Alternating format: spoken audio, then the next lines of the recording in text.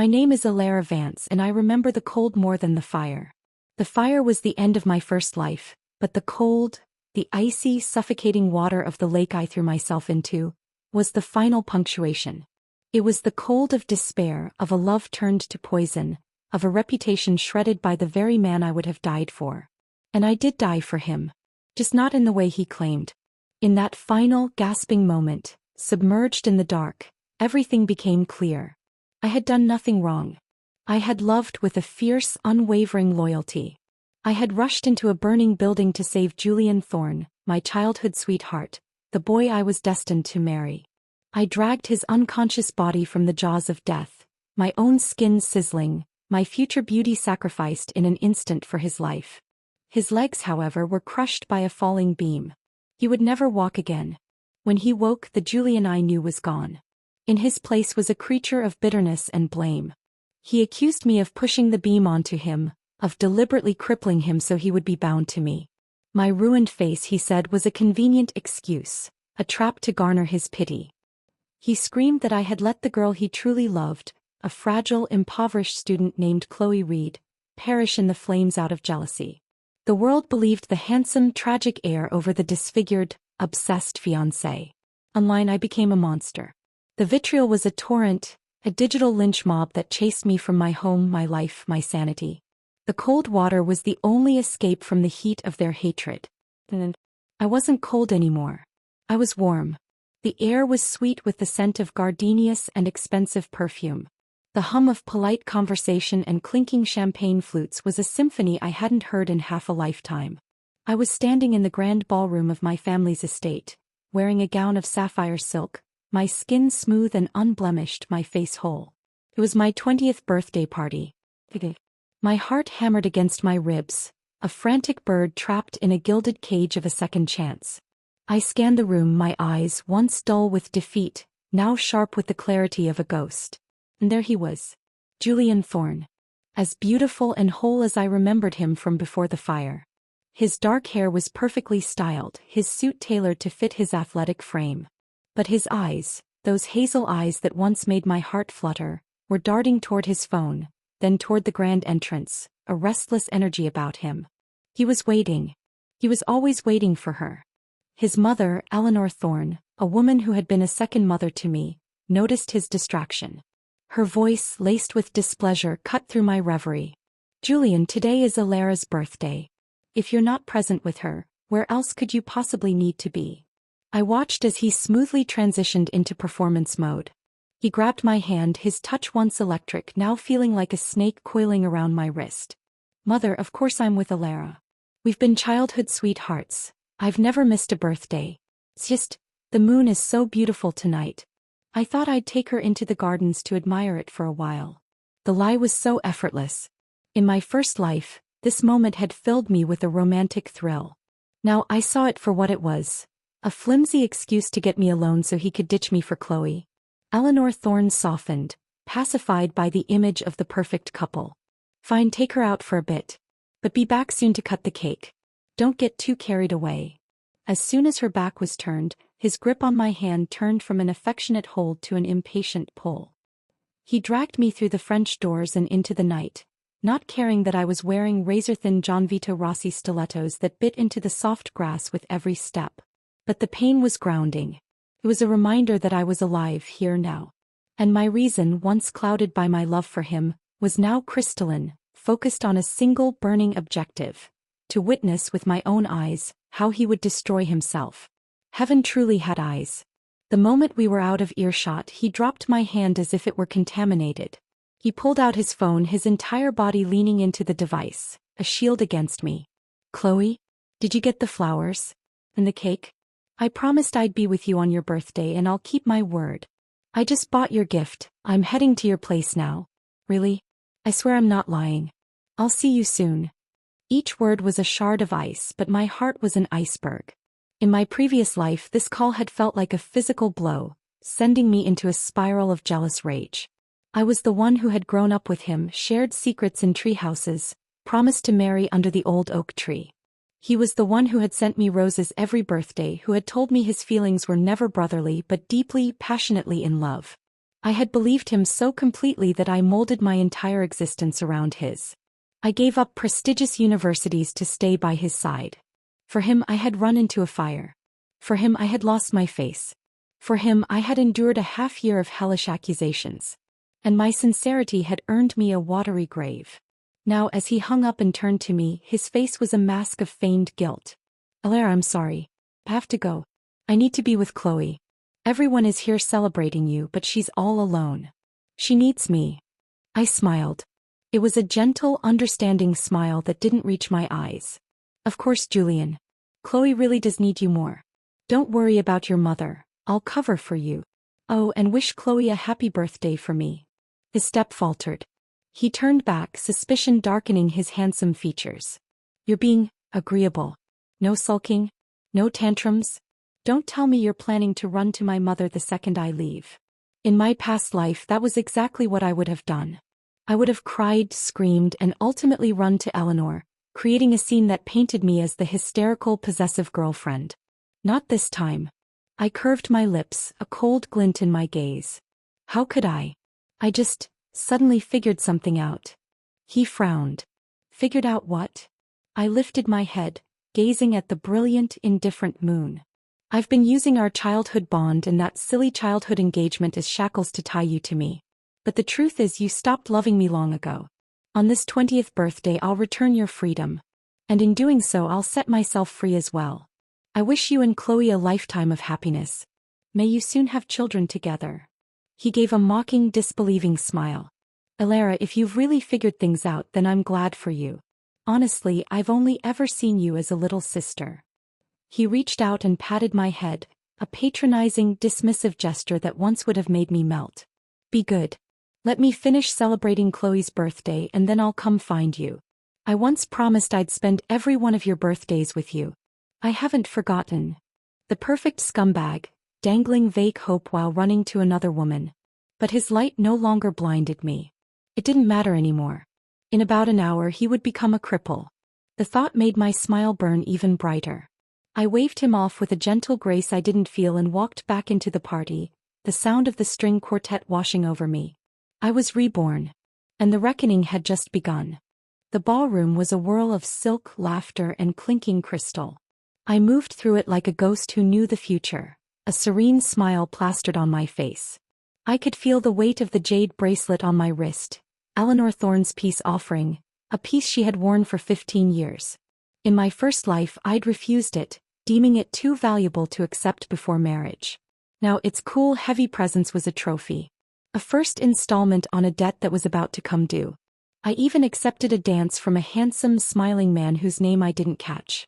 My body moved on autopilot, my mind 1,000 miles away, in a cheaply decorated suburban villa where scented oil was burning, and seduction was turning to inferno.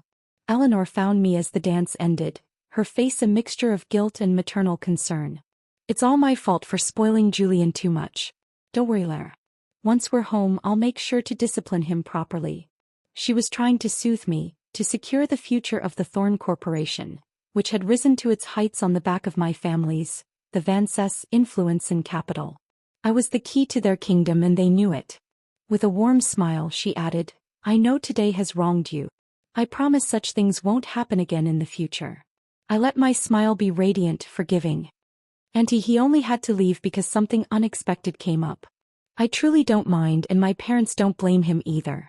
As long as I have you and Uncle by my side I'm already happy. The words were honey and she drank them in, relieved. I was playing my part perfectly. As I spoke I discreetly glanced at the delicate diamond watch on my wrist. By now Julian would have arrived. The lights would be dim, Chloe would be in some flimsy nightwear, and they would be toasting with cheap champagne he'd bought on the way, pretending it was vintage. They would be so wrapped up in their little drama, their stolen secret birthday celebration, that they would forget the one crucial rule of using that particular scented oil. You never ever left it burning unattended. Chloe was a copycat. She saw what I had, the luxury, the affection, the status, and she mimicked it without understanding it. She used the same oils, the same perfumes, but she had no servants to watch over them. In my first life, my desperate, lovesick sprint to her door had been the only thing that saved Julian from being roasted alive. This time I would not be going anywhere. But letting them die quickly was too kind. It wasn't justice. It was an ending. I wanted them to live with the consequences. As the night's fireworks began to paint the sky in brilliant shades of sapphire, my favorite color, I slipped away to a quiet balcony. With a new phone and a prepaid SIM card I'd acquired for this exact purpose, I dialed 119. Fire department, a calm voice answered. My own voice was a panicked, breathy whisper, the perfect imitation of a terrified neighbor. Hello? I think I see smoke coming from 42 Willow Lane in the Crestwood subdivision. It's billowing from the windows. Please hurry. I gave no name. I hung up. The deed was done. I returned to the party just as the magnificent multi-tiered cake was being wheeled out. My parents, Alexander and Isabella Vance, beamed at me, their pride a tangible force. I smiled back, a genuine flicker of warmth piercing my cold resolve. I would not let them down this time. I would not let a boy, a man, break their daughter and tarnish their name. The news of the fire arrived like a thunderclap just as the last of the guests were saying their goodbyes. A hushed whisper from my father's business partner, a frantic call on Eleanor Thorne's phone. The mood shifted from celebratory to grim in an instant. An accident, at a villa in Crestwood. Julian was there. The exodus to the hospital was a somber procession. The sterile, antiseptic smell of the place was a visceral punch to my gut, a flood of memories I had to forcibly suppress. The hallway outside Julian's room was packed with friends, relatives, and business associates, all wearing masks of concern. He had just come out of surgery. The doctors had amputated his left leg below the knee. The right was so badly damaged it was doubtful he would ever walk on it again. The falling beam had been merciless, just as I remembered. When we were allowed in, the scene was a perfect replica of my past. Julian lay pale and broken on the white bed, his body tethered to beeping machines. The air was thick with the scent of blood and despair. Eleanor was weeping softly by his side. My parents stood stoically behind me, their expressions unreadable. Julian, my father began, his voice firm. What on earth happened? You were just at Alara's party. Why did you run off to Crestwood? How did a fire break out? Julian was too drugged, too trapped in his pain to form a coherent sentence. He just moaned, his eyes screwed shut. All eyes turned to me. I was the one who knew. I was the link. I took a small, hesitant step forward, my voice soft but clear enough to carry in the hushed room. He went to celebrate Chloe Reed's birthday. I let the name hang in the air for a moment. She's the poor girl whose tuition I once sponsored. But starting from sophomore year, Julian began sponsoring her himself. I paused, injecting a note of innocent confusion into my tone. Maybe he felt that the 3,000 yuan I gave her each month wasn't enough. So he switched to giving her 30,000 instead. Maybe even more. He even gave her a supplementary card to spend freely. The silence that followed was deafening. These were all sharp, business-savvy adults. They didn't need a diagram. They instantly understood the dynamic. The wealthy heir, the charity case, the secret villa, the lies. I saw the dawning horror on Eleanor's face, the thunderous cloud descending on my father's. Mr. Thorne looked as if he'd been slapped. Eleanor rushed to smooth things over, her voice trembling. Julian has always been kind, always eager to help others. From now on, if he wants to support anyone, it will have to go through the family's charity fund. Alara, don't misunderstand, there is absolutely nothing between him and that girl. He always said that after graduation he would marry you. Your mother and I have even chosen the hotel. She was desperate, trying to lock me down before I could slip away, before the Vance support vanished and took the Thorne empire with it. But I was done being a pawn. I spoke, my voice sweet but firm, cutting through her panic. But Auntie, didn't Julian already tell you that he has only ever seen me as a younger sister? He said so himself at my birthday party today. And I also made it clear to him. I wished him and Chloe a lifetime of happiness and hoped they'd soon have children. As for me, I turned my gaze to Julian, who was watching me through a haze of pain and medication, his eyes wide with shock and dawning fury. I've long since only regarded him as an older brother. I smiled at him, a beautiful, chilling smile. Julian, I've helped you tell Uncle and Aunt how you really feel. Aren't you happy? Oh right. Where's my sister-in-law? I heard she was badly burned. But don't worry, Uncle and Aunt surely won't stand by idly when it comes to their future daughter-in-law. They'll definitely find the best doctors to treat her. I delivered the final blow with the precision of a surgeon. Honestly though, you're both adults. How could you play such little romantic games that ended up burning down a house? Far too careless. That was it. The final weight that broke the camel's back. The Thorns' faces were a study in utter humiliation. My father let out a cold, sharp snort that echoed in the tense room. Since Julian already has someone in his heart, then the engagement with my daughter ends here. From now on, don't bring it up again. The sentence was passed. The alliance was severed. Eleanor looked like she might faint. Mr. Thorne, his jaw clenched, knew there was only one way to even begin salvaging this catastrophe. This is Julian's fault for wronging Alara, he said, his voice gravelly with suppressed rage. The villa development in the Northern District. Consider it compensation for Alara. After all, our families have shared so many years of friendship. Let's not let one unworthy child ruin everything. The Northern District villas were their most valuable real estate project, worth nearly $500 million. It was a massive concession, a desperate bid to prevent my family from withdrawing all our joint investments. My parents, proud and furious, would have refused on principle. But I was no longer principled in the way of pride. I was practical in the way of vengeance. Before they could speak, I nodded, my gracious smile back in place. Uncle, you're being too serious. I've always seen Julian as an older brother. I lifted my wrist, the jade bracelet catching the harsh fluorescent light. This was a gift Auntie just gave me. It's truly beautiful and I love it. If you and Auntie don't mind, why not treat me as your goddaughter from now on?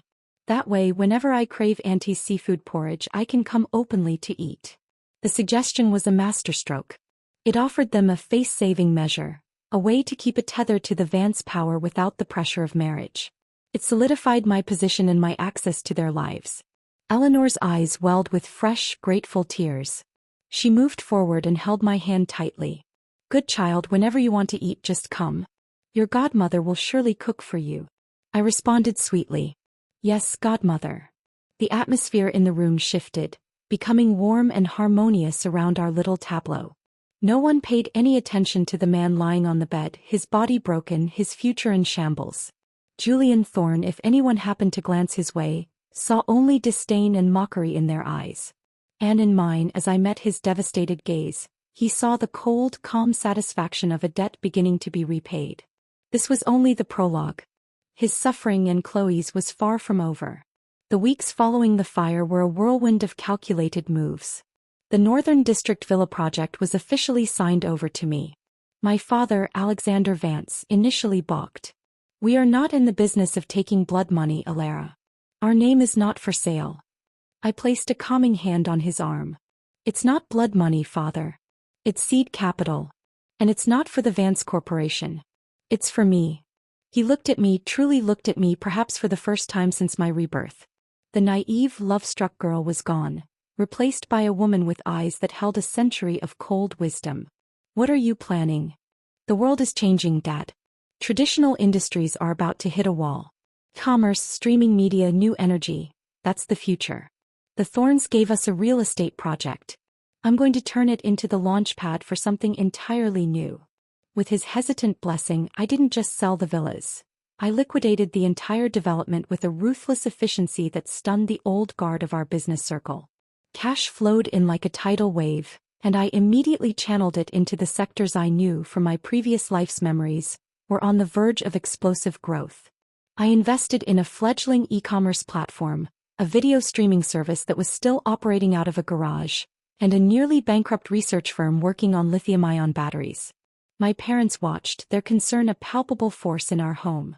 My mother, Isabella, would bring me tea late at night as I pored over financial reports and market analyses.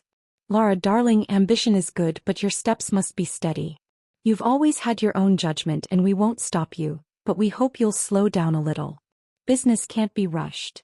I would just smile and nod, handing her my latest financial report.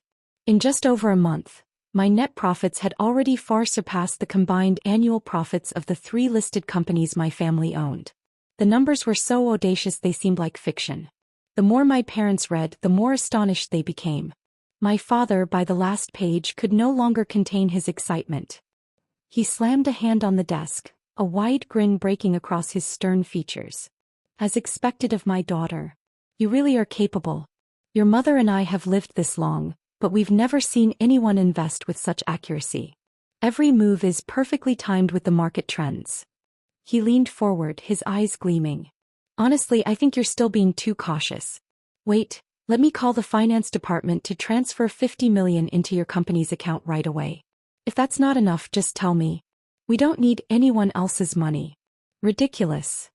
Their sudden shift from caution to fervent support was both touching and darkly amusing. With the memories of my past life, I was like a grandmaster descending into a beginner's village. Making money was no different from breathing. My parents, swept up in my momentum, launched a comprehensive expansion strategy, steering our family's century-old corporation away from its traditional roots and into the brave new world of tech and green energy. With abundant funds and my foresight, it took only a short time for the Vance name to become synonymous with innovation, praised as the leader of a new era. As the highest-level manager, I arranged everything with a cool competence, and then once the machine was humming, I quietly stepped back. I began my life as a leisurely boss. The reason was simple. Julian Thorne and Chloe Reed had just been discharged from the hospital. It was time to free my hands and take care of them personally. In the days before their release, I had not been idle. I hired a talented, hungry online novelist and provided her with the inspiration for a tragic viral love story. A tale of a wealthy scion and a poor student, their love so fierce it literally burned, a modern-day Romeo and Juliet. I paid a savvy media team to spread this romanticized narrative across every platform, from tabloid headlines to social media feeds. The public ate it up. The story of Julian and Chloe's great love was everywhere. Because of that manufactured public sentiment, the Thornes couldn't simply throw Chloe out. They were forced to pay for her ongoing medical care, housing her in a private wing of a rehabilitation facility. They were trapped by the very fairy tale I had written for them. Carrying a basket of obscenely expensive fruit I had no intention of eating, I knocked on the door of Julian's apartment. It was in the same upscale complex as my own penthouse. Today was the day they were officially coming home. The atmosphere inside was the opposite of celebratory. It was a morgue. Eleanor Thorne's face, usually a mask of polite composure, was tight with icy displeasure. Only when she saw me did it soften into a bright, desperate smile. Alara, you've been so busy these days. Finally, you have a break and you still took the time to visit me. I'm so happy. She fussed over me, a stark contrast to the way she completely ignored the other woman in the room. Wait a moment. I'll call your uncle back from his meeting early. Look at you. You've gotten so thin lately. Are you not eating well? It makes my heart ache. Her performative warmth twisted Chloe's face into a mask of pure, unadulterated jealousy. Or it would have, if her face were still capable of clear expression. The fire had ravaged her features. The once delicate heart-shaped face was now a landscape of angry red scars and grafted skin. The ferocity in her eyes was unmistakable, though burning through the ruined canvas. Julian, from his wheelchair, scolded me, his voice weak but sharp. Why haven't you come to see me in the hospital all this time? I texted you but you never replied. I hadn't even had time to answer before Eleanor gave a cold, sharp snort.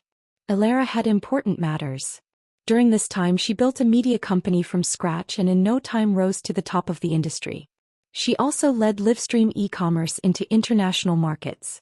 From now on, when you speak to her, you'd better show respect. She is now my goddaughter. If you dare to upset her, I will personally teach you both a lesson you'll never forget. Her voice carried the weight of a queen pronouncing a decree. The glance she cast at Chloe was so frigid it could have frozen hell over. Julian's face darkened, but he said nothing. Chloe's eyes, however, brimmed with tears, trying to replicate the pear blossom in the rain pitifulness that had once captivated him. The effect was grotesque, more like a monster with acute conjunctivitis. I seized the moment to light the fuse. Eleanor, I'm suddenly craving your seafood porridge, I said sweetly. She immediately brightened, her entire being pivoting to this simple domestic task. Of course, darling. I'll make it for you myself. She bustled off to the kitchen, pulling a startled servant in her wake. The moment she was gone, the air thickened. I turned to Julian, my expression one of gentle concern. Julian, I'm sorry I didn't visit you earlier. Partly it was because I was too busy, but also because I was afraid Chloe might misunderstand and be upset. I let my voice drop to a conspiratorial whisper. Still, we're childhood sweethearts. We grew up together. That day, if you hadn't stubbornly insisted on keeping your promise to spend every birthday with me, you wouldn't have rushed off to celebrate Chloe's birthday and nearly gotten into that accident running a red light. Though nothing happened in the end, just thinking back on it still makes me shiver. It was a masterful lie woven from a thread of truth, his desperate rush to get to her and designed to fester. To Chloe, who had always seen me as the ultimate threat, my words were gasoline on the smoldering coals of her insecurity. Here she was, her body burned, her face destroyed, and I was still the pristine, powerful memory in Julian's mind, the one he had risked a car accident for. Driven half-mad by my provocation and Mrs. Thorne's open contempt, Chloe began her descent. She started demanding plastic surgery. Not just restorative surgery but a full transformation. She wanted skin grafts from the most expensive specialists, jawline reshaping, breast augmentation. A complete overhaul funded by the Thorne fortune. At first Julian, playing the heartbroken but devoted lover, pretended to object. There's no need for surgery. It's painful and I don't want you to suffer. But after a few of her hysterical, screaming tantrums, he quickly capitulated. He couldn't stand looking at her grotesque face any longer. He even asked his mother to hire the best cosmetic surgeons money could buy. Plastic surgery was a long, isolating process, requiring extended hospitalization. The doctors in that department were all young, handsome, and paid to be attentive. Meanwhile, Julian was struggling through the brutal, spirit-crushing agony of physical therapy, learning to walk with a prosthetic leg. His world was one of pain, frustration, and humiliation.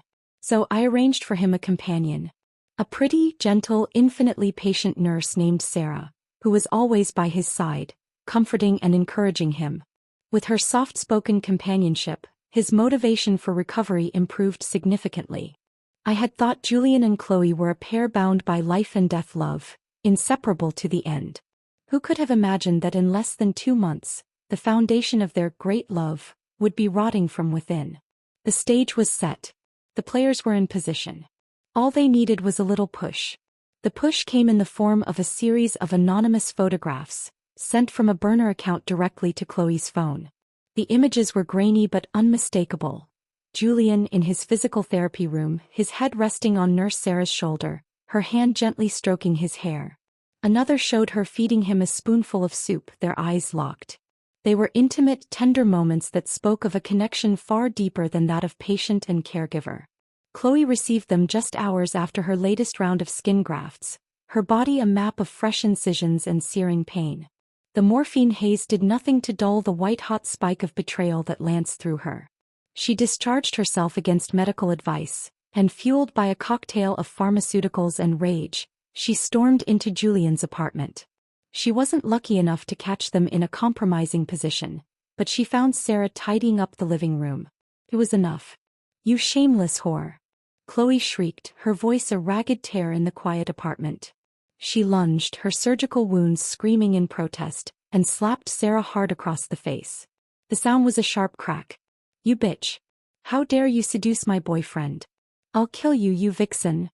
Julian, who had been resting in his bedroom, wheeled himself out, his face a mask of fury and embarrassment. "Chloe, what the hell are you doing? Stop it!" But she was beyond listening. "Everyone come see," she screamed to the empty apartment as if addressing an invisible audience. "This is a mistress who preys on taken men. I'll post everything you've done online. I'll make sure the whole world knows how desperate and filthy you are." It was a chaotic, ugly scene. The scarred, hysterical woman, the crying nurse, the furious, disabled man shouting impotently from his wheelchair. And standing nearby, unnoticed in the commotion, were the reporters I had arranged in advance. Their cameras, hidden in bags and behind buttons, recorded the entire sordid spectacle. That very night, the edited footage was released online. The viral romantic fairy tale of Julian and Chloe imploded in real time. Headlines blared, "Cinderella's meltdown," and "Great love exposed as love triangle farce." The public, which had once sighed over their tragedy, now laughed at the chaotic scandal. The comment sections were merciless. "There's no such thing as true love in the world of the wealthy, just a bunch of clowns. She's a gold-digging lunatic and he's a pathetic cheater. A perfect match. Song Corporation without the Vance family's backing is nothing. A man living off a woman and still failing. What an idiot. Thorn Corporation's stock, which had only just begun to stabilize, plummeted without breaks. Arthur and Eleanor Thorn were so furious they nearly fainted. They immediately wanted to halt all of Chloe's cosmetic surgery and confine her to the house. But Chloe, perched on the peak of public attention and unhinged by betrayal, was no longer a lamb to be controlled. She threatened them, her voice shrill over the phone. If you cut off my treatments, I'll leave him. I'll go on every talk show and tell them how you've treated me. I'll make Julian the biggest laughingstock in this country. Cornered, humiliated, and financially bleeding, the Thorns capitulated. They agreed to continue her treatments and paid her an enormous sum as emotional compensation. In return, they forced her to hold a press conference to declare the incident a misunderstanding. She stood at the podium, her face still bandaged in places, and read the prepared statement in a monotone, claiming she had overreacted due to stress and pain medication. No one believed a word. It only invited more mockery. Julian, crushed by the public humiliation and the collapse of the narrative he'd built for himself, began showing up at my corporate headquarters. His parents no longer had the face to beg for projects, so they left it to him to play the emotional card. He lurked near my office parking lot for nearly a month before he finally managed to corner me as I was getting into my Maybach. If this were the old Julian, he would have led with arrogance and accusation, confident in the power he held over my heart. But the man in the wheelchair was a ghost of his former self. His voice was laced with a flattery that made my skin crawl. Alara, I've been looking for you so many times, but you're always busy. Are you free tonight? It's been so long since we've had a meal together. I shook my head, not even bothering to look at him directly. Julian, it's not that I'm avoiding you on purpose, but I don't dare have dinner with you. I'm afraid Chloe will suddenly go crazy again. His face paled. No, she won't. She's in the hospital for surgery right now. She doesn't have the time to cause trouble. Besides, we're childhood sweethearts. We grew up together. Sharing a meal shouldn't cause any misunderstandings. He attempted a weak smile. And if it weren't for your sponsorship, Chloe wouldn't even have made it into college. She should be grateful to you. I let out a soft, cold laugh.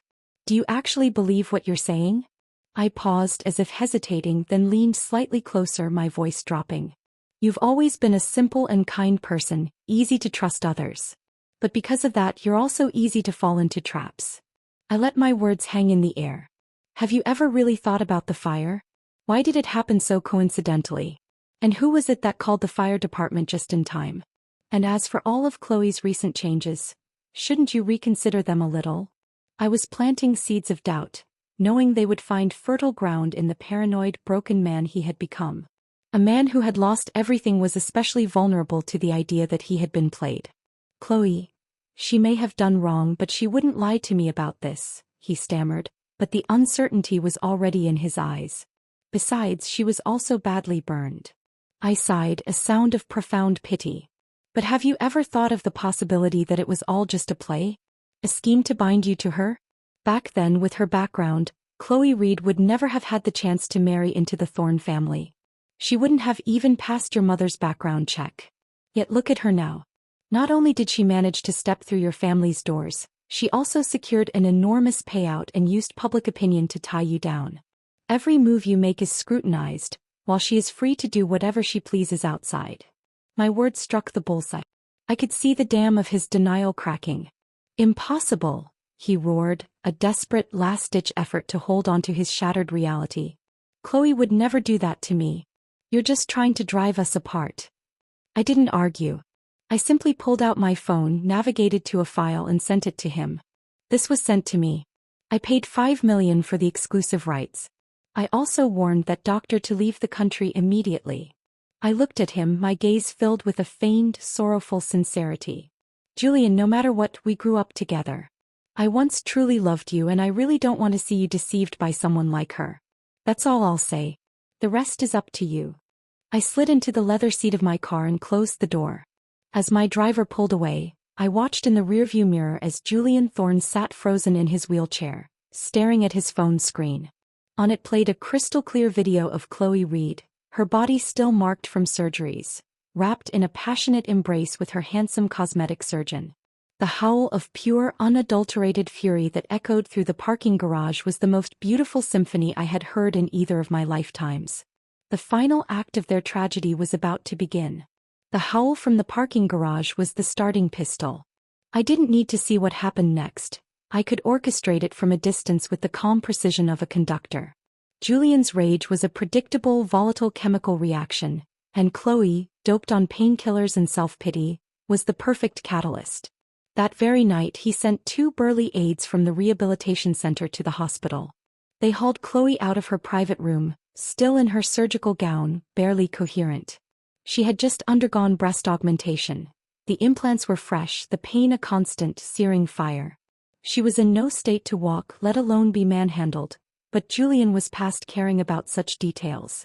She was dragged back to his apartment like a sack of meat, a rag doll for his wrath. The moment the door closed behind her, stumbling and disoriented, he didn't speak. He simply wheeled himself forward and struck her, a hard, open-handed slap across her already swollen face. The force of it sent her reeling against the wall. "Are you insane?" she shrieked, clutching her cheek, the shock cutting through the pharmaceutical haze. "I just came out of surgery. Do you have any idea how dangerous this is?" In the past, her tantrums had cowed him. He would become a whipped dog, bowing his head, swallowing his pride, even blowing dry her hair or washing her feet to atone for imagined slights. But the video had shattered the last vestiges of that dynamic. The man in the wheelchair was no longer a penitent lover. He was a vengeful king presiding over the execution of a traitor. Dangerous. Julian's voice was a low, venomous snarl. "You dare talk to me about danger?" He raised his hand again and delivered 2 more resounding slaps, one after the other, with a force that spoke of months of pent-up humiliation and physical therapy-strengthened arms. Her newly reconstructed nose immediately began to bleed, crimson staining the white bandages. Her painted lips, recently collagen-injected, split open. Chloe clutched her face, horror dawning in her eyes. This was a new Julian. A broken one. "Julian, how dare you hit me? What right do you have? If not for you, would I have ended up like this?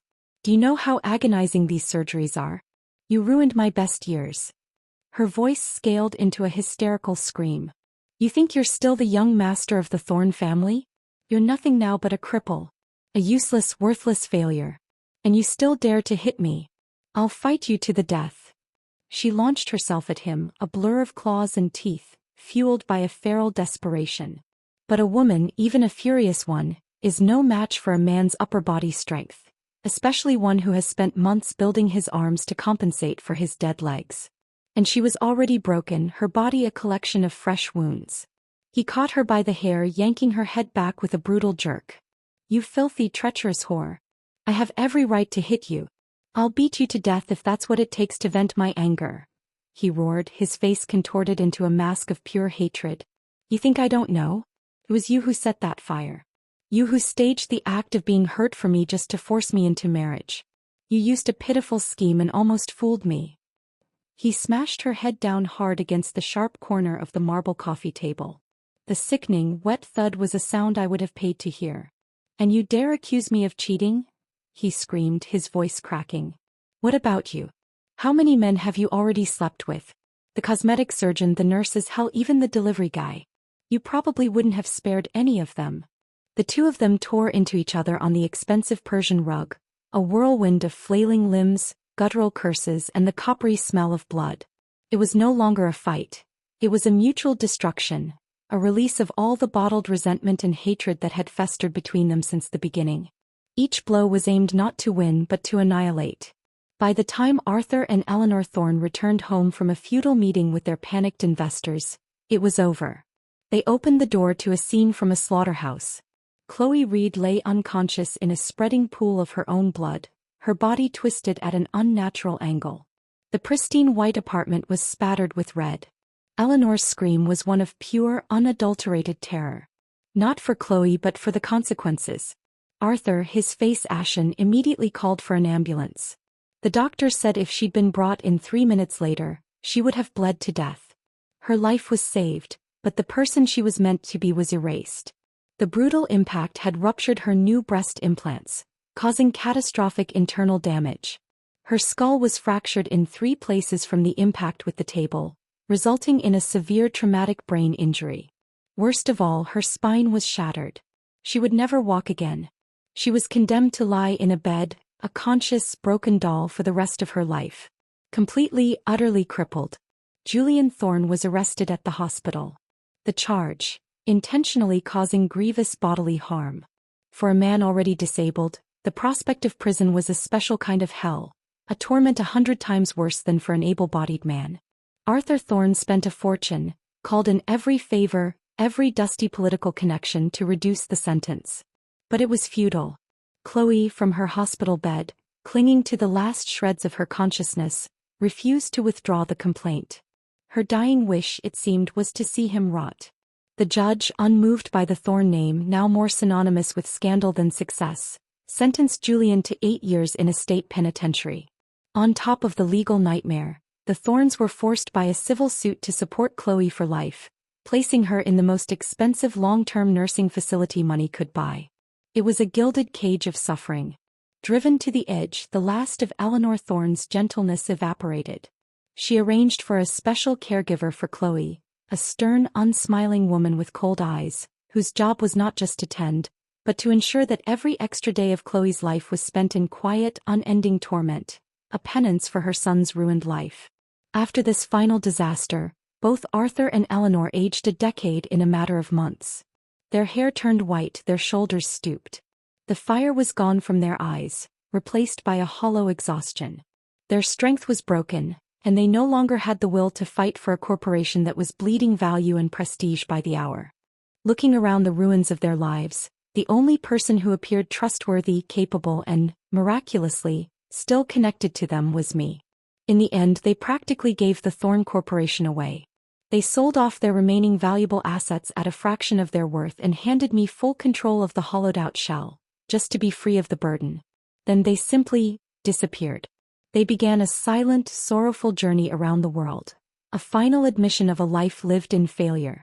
Failed as parents, failed in business, failed in their very existence. As for Julian, my initial plan was to let him fade into the obscurity of the prison system, to live or die according to its brutal rules. But then the letters started to arrive. The first letter came on cheap, lined paper, the handwriting a shaky scrawl that was a pathetic shadow of Julian's once bold script. Lara, I know you may not read this. I don't deserve for you to read it. But I have to try. I've had nothing but time to think in this place, and the memories of another life have started to come to me. Flashes like dreams. A fire. Your face, different. You pulling me out. And me, the things I said to you. The terrible, unforgivable things.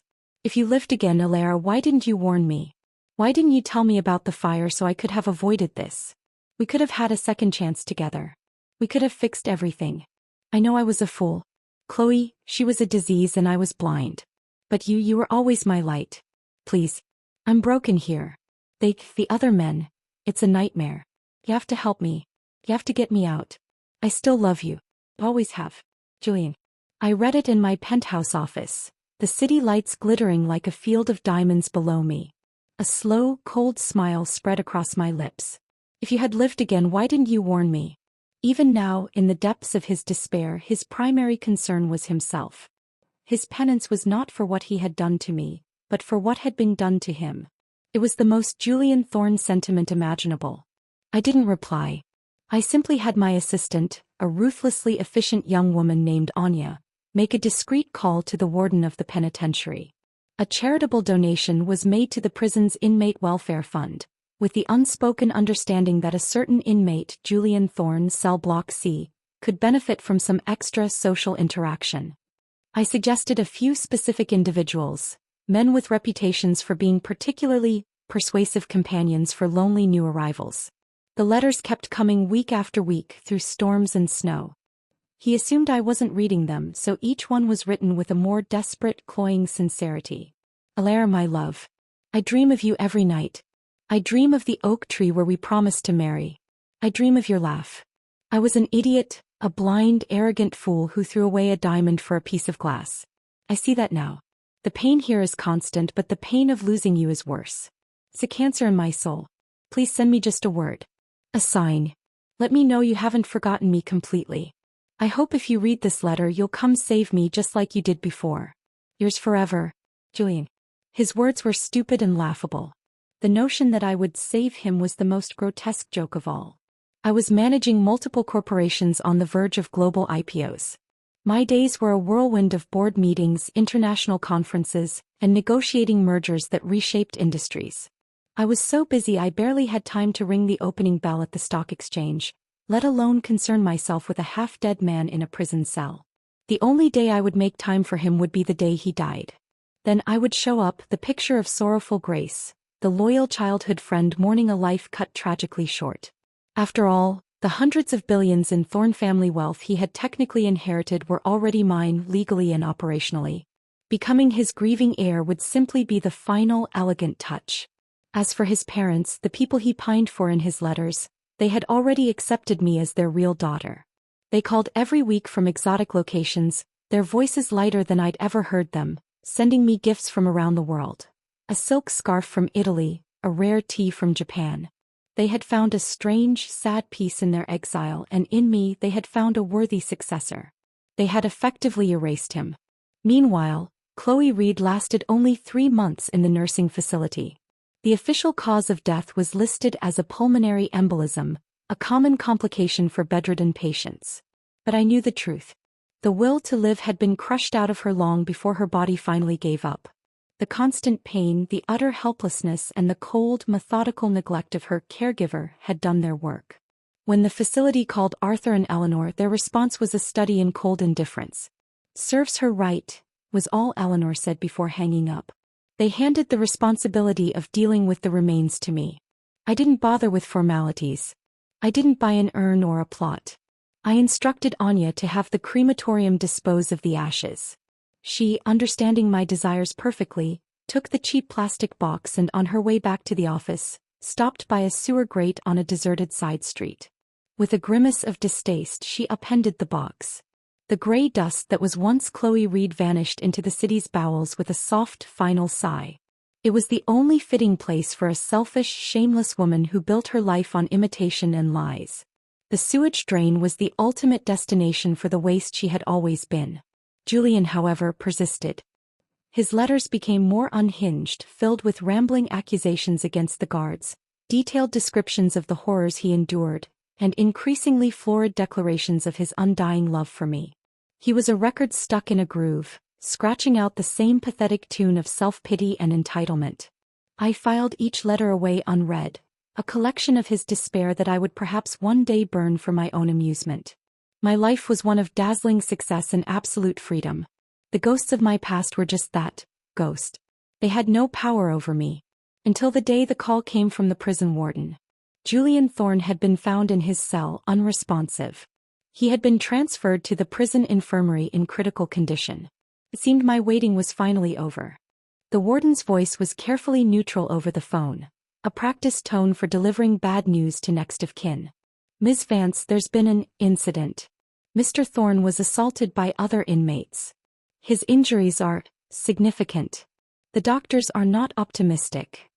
I allowed a measured pause, injecting just the right amount of shocked distress into my voice. "Oh my God. Is he? Will he? It's touch and go, ma'am. You may want to come down." I took my time. I finished my morning meeting, a conference call with investors in London and Hong Kong. I had my hairdresser come to the penthouse. I chose a simple, elegant black dress, understated but exquisitely cut, the perfect attire for a tragic vigil. I looked in the mirror, the picture of poised concern, a successful woman touched by personal tragedy. It was a role I was born to play. When I arrived at the prison infirmary, the scene was grim. Julian lay on a narrow cot, his body a canvas of fresh bruises over old ones. One eye was swollen shut, his lip was split, and he was breathing in ragged, wet gasps through an oxygen mask. The air smelled of antiseptic and decay. A weary-looking doctor met me. Multiple internal injuries, broken ribs, a punctured lung. And there's evidence of long-term, systematic physical trauma. His body just couldn't take any more. He lowered his voice. It's a miracle he lasted this long in general population, given his condition. I nodded, my face a mask of sorrow. May I have a moment with him alone? The doctor and the guard retreated, leaving me in the sterile, silent room. I walked to the bedside and looked down at the ruin of the man who had once been my sun, my moon, my entire sky. His one good eye fluttered open. It took a moment for the haze of pain and medication to clear, for recognition to dawn. Elara? His voice was a papery whisper, the sound clawing its way out of his damaged lung. Julian, I said, my tone soft, devoid of the cold hatred he deserved, but also empty of any warmth. It was the voice of a stranger. You came, he breathed, a tear tracing a path through the grime on his cheek. I knew you would. I knew you still cared. I didn't correct him. I simply watched him, my head tilted as one would observe a curious insect. I'm sorry, Lara. For everything. The fire, the things I said. I was wrong. I see it all now. Each word was a struggle, a bloody effort. It was always you. Only you. He was trying to give me the deathbed apology I had once craved in my first life. But it was too late and it rang hollow. It wasn't for me, it was for his own absolution. I know you are, Julian, I said calmly. A flicker of hope ignited in his eye. Can you help me? Get me out of here? To a real hospital? We can start over. I gave him a small, pitying smile. I'm afraid that's not possible. I leaned in slightly closer, my voice dropping to a whisper only he could hear. But don't worry. I'm here to make sure everything is taken care of. All the assets, the remaining holdings. I'll manage them. Just as I have been. The hope in his eye guttered and died, replaced by a dawning, horrific understanding. He was seeing me clearly for the first time. Not as his savior, not as his scorned lover, but as his executioner. The hand that had patiently, methodically orchestrated his entire downfall. You. He rasped, a new kind of pain contorting his features. Was you? All of it. I didn't answer. I just continued to smile, that gentle, chilling smile. My silence was my confession. A violent, wet cough racked his body. The heart monitor beside his bed began to chime in frantic, irregular alarm. He was choking, drowning in the truth in his own blood. His hand, frail and trembling, lifted from the sheet, reaching for me not in love, but in a final, desperate accusation. I took a graceful step back, out of his reach, my expression one of serene detachment. The door burst open as nurses and the doctor rushed in, pushing me aside. There was a flurry of activity, shouted medical terms, the hiss of injected drugs. I stood against the far wall, a silent spectator to the final act. The frantic beeping of the monitor slowed, then elongated into a single continuous high-pitched tone. Julian Thorne's one good eye was still open, fixed on me, frozen in a moment of ultimate, terrified comprehension. The doctor turned to me, his shoulders slumping. Time of death, 2:17 p.m. I'm sorry for your loss, Ms. Vance. I allowed a single, perfect tear to trace a path down my cheek. It was for the cameras I knew would be waiting outside, for the press release that would announce the tragic passing of Julian Thorne, and for the seamless transfer of his entire estate to his childhood friend and business partner, Elara Vance. Thank you, doctor, I said, my voice steady. He's at peace now. I walked out of the infirmary, the relentless sun of the afternoon greeting me. The air had never smelled sweeter. The balance sheet of my two lives was finally, irrevocably settled. Every debt had been paid in full. The funeral was a small, private affair. Arthur and Eleanor Thorne watched the live stream from a villa in the south of France. They sent a massive wreath of white lilies with a card that read simply, "Rest now, our son." The finality of it was absolute. They had mourned him long before his heart stopped beating. I stood at the graveside, the sole mourner of significance, a black veil shielding my face from the handful of reporters kept at a respectful distance. I played my part flawlessly, the grieving friend, the steadfast keeper of his legacy. The narrative was perfect. The tragic heir, led astray and ultimately destroyed by a toxic relationship, his life saved from total ruin only by the loyal stewardship of Elara Vance. In the weeks that followed, the legal and financial machinery I had built ground into motion.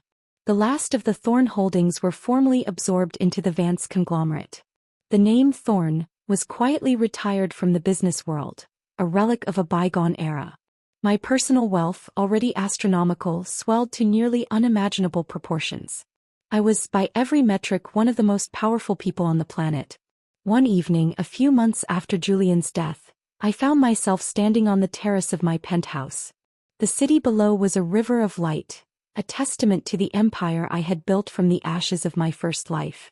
I held a single sheet of paper, the last letter Julian had ever written, the one that had arrived the day before he died. I hadn't read it until now. Lara, I see you now. I see the coldness in your eyes that I mistook for love.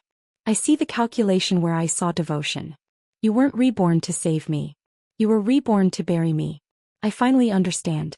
This is my true punishment, to die knowing I created the monster that destroyed me. I hope my hell is warmer than your heart, Julian. A slow, genuine smile spread across my face. He had gotten one thing right in the end. He had indeed created me. The weak, love-struck Alara of the first life had died in that lake, and the woman who stood here now was forged in the fire of his betrayal. He was the architect of his own ruin, and I was merely the instrument of its execution. I held the letter over the flame of a nearby citronella candle. The edges blackened and curled, the words vanishing into smoke and heat. I let it burn down to my fingertips before dropping the last fragment and watching it turn to ash on the terrace floor. There was no monster. There was only a woman who had been pushed to the edge of oblivion and had decided to fight back. There was only justice, cold and precise and long overdue. My assistant, Anya, stepped out onto the terrace, her tablet in hand. The board is assembled for the quarterly review, Ms. Vance. They're ready for you. I turned from the railing, the last traces of smoke dissipating in the evening air.